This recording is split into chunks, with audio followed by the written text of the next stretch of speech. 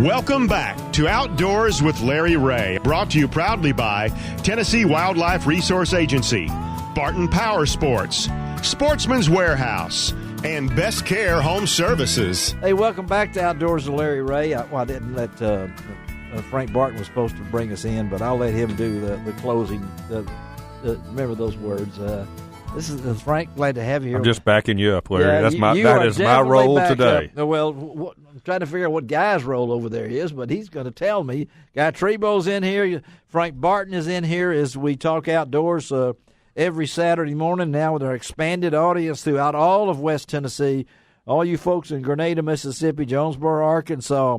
We go all the way down to Warren, Arkansas, and all over this area talking outdoors. And really, this next guest is we've congratulated him on Facebook, congratulated him and all the stuff. Recently came away from Ross Barnett Reservoir and got in that victory circle, won the Bassmaster Central Open on Ross Barnett, and that's our good friend Stephen Browning. He's out of God's country in Hot Springs, Arkansas. Good morning, Stephen. Hey, good morning, man. How are y'all? We're doing great. Let's get right to the crux of it here. This had to be a special for you. I mean, I'm not aging you, but this brought a lot of life to a lot of your fans. I know. Yeah, well, it really did. It brought a lot of life to me too, Larry. Ross Barnett's been one of those special places throughout my career that I don't know.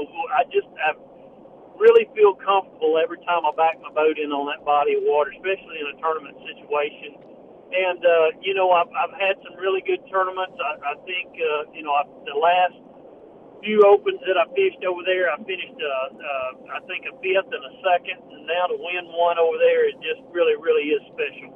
And the consistency, 15 bass, 44 pounds. What was your gut going in? Did you think that weight would be what were you predicting that might win it?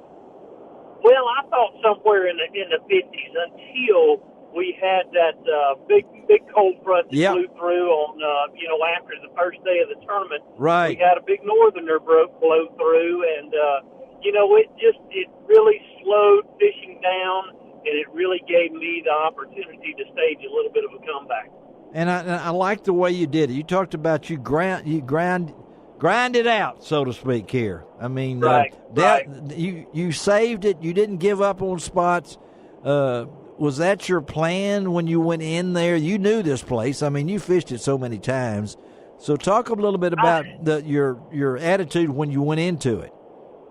Well, I tell you what, my son Bo and his high school partner Cole Lamb, they fished on the co-angler side, so I had the opportunity to get them in the boat with me during the practice period, and we found this area on Tuesday of practice. It was over on the east side of the lake, and it was a big, massive eelgrass flat that really the eelgrass came out, probably about 100 yards off the bank, and a lot of reeds, and a lot of people were fishing up in the eelgrass itself. Yeah, I told the boys that day that I just felt like, if a guy's going to win in that particular area, he's going to have to catch some of those fish on the outside edges. It's just, it was I talked to my good buddy Alfred Williams, and anybody that knows the Jackson area knows Alfred very well. Yeah, he knows Alfred had told me that the water had just recently warmed up, and it warmed up real fast. Yeah. And a lot of times, everybody thinks, boy, okay, you back your boat in the water, you look at that water temp, it's in the 60s, man, all the fish are going to be up on the banks. But those fish down there in 4, 5, 6 feet of water, they don't know that surface temperature is, 60 degrees. So my theory was that's a place out there on those edges of that eelgrass was where those fish were going to come, those bigger females, and just kind of hang out, kind of feed, rest up and feed before they made their move up on top of the flat and up in the reeds to do their spawning. Well, I see you were fifth going into the finals. Right. How was your night's sleep the night before that? Yeah, I mean, You've done this so much.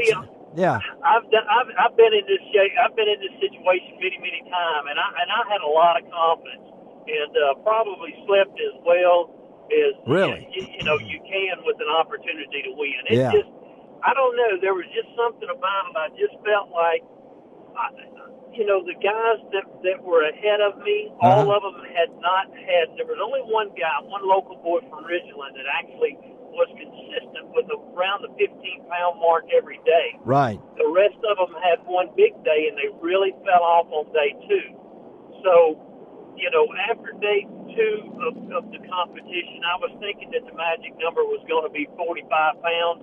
Wow. I fell a little bit short of that, but it was plenty. 1 pound short of what I was wanting.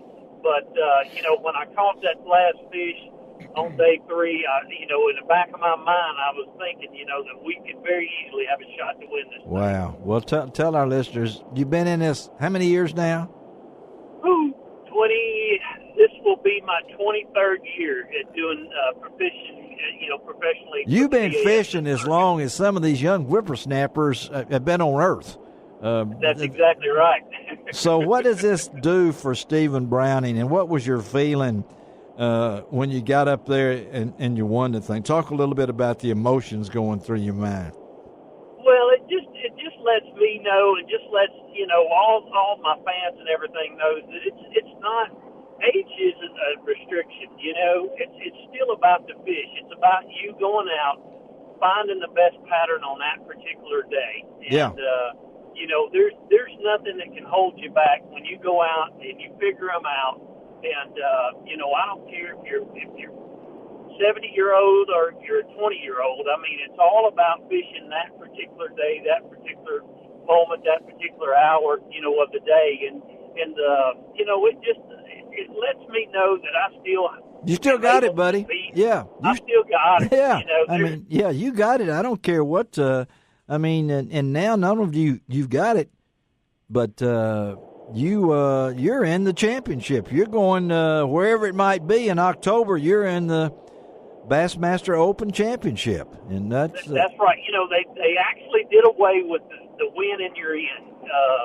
They did away with that this year. Just the BASS did to really kind of help the guys that qualify for the elites, kind of give them a financial boost going into the elites. So, it was kind of disappointing that you're not going to be in the Classic, a guaranteed spot in the Classic next year, but I do make the Open Championship, and everybody at the Open Championship is going to get a check. We also have another shot at winning that one too. On a very limited field. I think the maximum amount on that championship is only going to be like 28 guys. Wow. So okay, and that's a one. It's like a one and done. Of making one. To make it to the Classic. So they're doing the points deal this year, where the top 3 guys in the Central Opens will gain a berth to the Classic. So. Hey, I'm in first place right now. I don't think I should drop anytime soon. The remaining of the schedule are lakes and rivers that I'm very comfortable with, and I'm just going to take this momentum of the win and just try to keep a foot on the gas the rest of the year. And we're talking to Stephen Browning, our good friend out of Hot Springs, Arkansas, who won the Bassmaster Central Open recently on Ross Barnett Reservoir. And I assume you're heading to Muskogee, right, in April for the next one.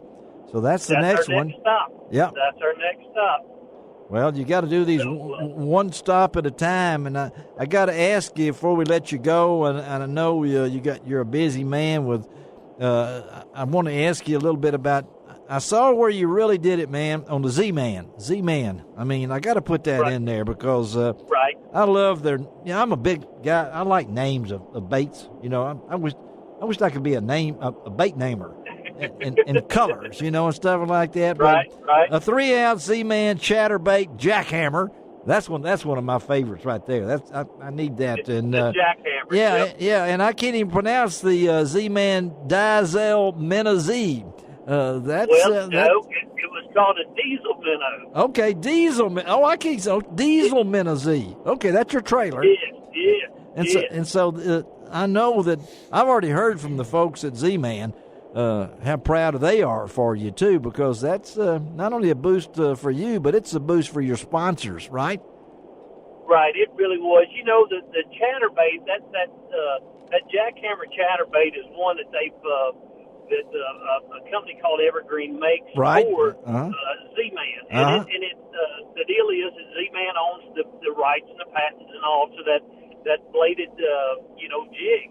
And, Evergreen had made this particular bladed jig for a couple of the pros, Brett Hite and Rizo Shimizu. And so they wanted to be able to have the rights to sell it in the U.S. And I'll tell you what, it has caught fire. That's what I've heard. It's a little more expensive than the original chatterbait, but it is very well worth every penny, I can promise you. Well, I know it is for you. And before we let you go, a quick synopsis on our young man from Bartlett, Tennessee, that we're going to have later in the show, Justin Leet. He fished with you on Thursday. A little observation about having him in the boat, and he ends up winning the co-angler division. Right. Justin fished with me the first day, and actually Justin had 3 fish for a little over 13 pounds in the boat with me the first day. And, he kept the chatterbait in his hand. He caught three keepers all day, but they were all big ones. And to be honest with you guys, it just allowed me the confidence. And it's funny how things work out. If I'm not drawn Justin, and he kept that chatterbait in his hand, and it just goes to show you how co-anglers and anglers can work together to develop something that can benefit both of them throughout the course of the week. And him keeping that chatterbait in his hand told me that was definitely going to be a big fish bait. Wow. And pretty basically, I kept it in my hands on day 2 and 3, and it worked out just right. Hey, man, it gives an old man goosebumps to think about that. Yeah, for both of you guys to walk away with boats. Stephen, thank you again for being on Outdoors with Larry Ray. Got lots of fans, in the Memphis area. Safe travels, and we'll talk to you down the road. And hey, let's do a back-to-back. I don't see anything wrong with that, okay? Go to Muskogee, okay? Hey, I'm ready. Y'all give me a call about 2 weeks after it, and I hope we're in the victory. We'll get you, Stephen. Okay, buddy. Thank you. Have a great day. Thanks. All right, let's take a break. I didn't want to ask him his age. I get some of these guys get real, and I know we got to take a break here, but he is a competitor, and he hasn't won in a while. And we've been having these young guys on this show that are hot dogs and really good. And yet it proves that age in this sport, mental attitude, and the physical demands on your body, no matter what it might be. You agree? You're looking at me like a... No, I've watched those guys, and I just, I see bits and pieces of them for 15 30 seconds on promos and stuff like that, but then you thinking about the physical part of it. Those guys are working those rides 8 hours all day long. Oh man, it'd be a lot better if they were just riding in a slingshot someplace, so they probably could. All right, let's take a break. We're going to wake up Guy Trebo over there in a minute. Right now he's on his break, but we'll be right back on Outdoors with Larry Ray.